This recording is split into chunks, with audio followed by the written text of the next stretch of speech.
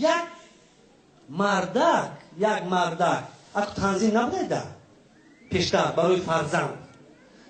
خیلی پس پیش نگاه نمیکنن زندگی میکنن یک 15 نفر شده بعد همین هر بیگه ای کار خسته شده میومده که زنش سر میکرده نه آتش وقتش هم 25 نفر از فیلی زنه قوت از تمام کرن نگیره کنم چکار میکنی 15 نفر پولی دفتر نوشته قلم کتاب مردک هر روز میاد همین گپ میشنوه دلگیر شده است یک اهمیت داده که خانه همسایه با یک زن شوهر ندارد گفته هوای من زن دویم نکاح کرده میگیرم ای غروری زن خرید گره خوش خلاص میشم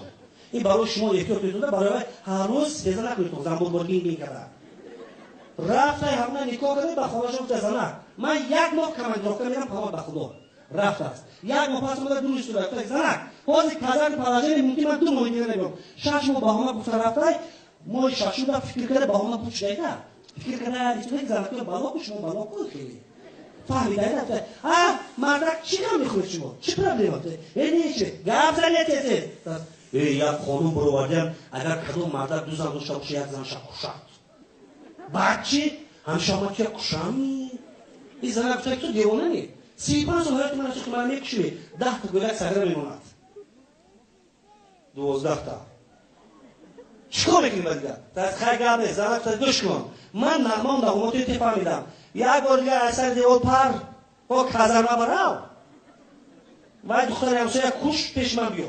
پرابلم من نمیشه دیگه این مرداش تو فهمیدن بود من بر وقت فهمیدم تو خاطر گشتم خاطر گل کو تیز رو مردا خصوصا در دیگه رفته است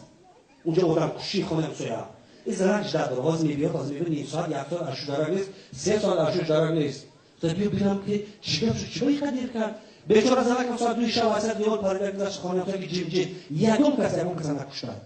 یک اهمیت داره نوربون هست نه پایان ماندگی بود بالا ماندگی شوهر من بالا هر جا باشد در بالای بام کشته شده میرسونه فهمم شده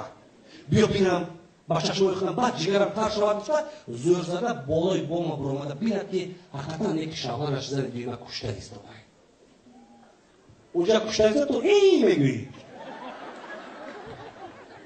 بیزه کشته است تاجیکی یا نامزن بیلو عشق اشرت بوسو بیسی اوسه شکر نمیزن شما الان که فهم تو چیکار رسید اونجا این زنه دیده پیر خریش شد بریزه 6 ماه گم بدی آکشتنش که همی خیلی بود اول خود من نکشتی ببایی رکشی تو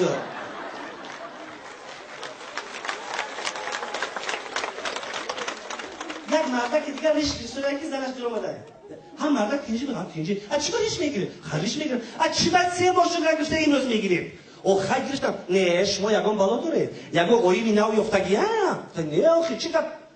رئیس ما گفت که ای پگارش کرد نبیم برای هوای میگیرم مایلش رئیستون گفته باشد دردی بخیر مایلش گیرید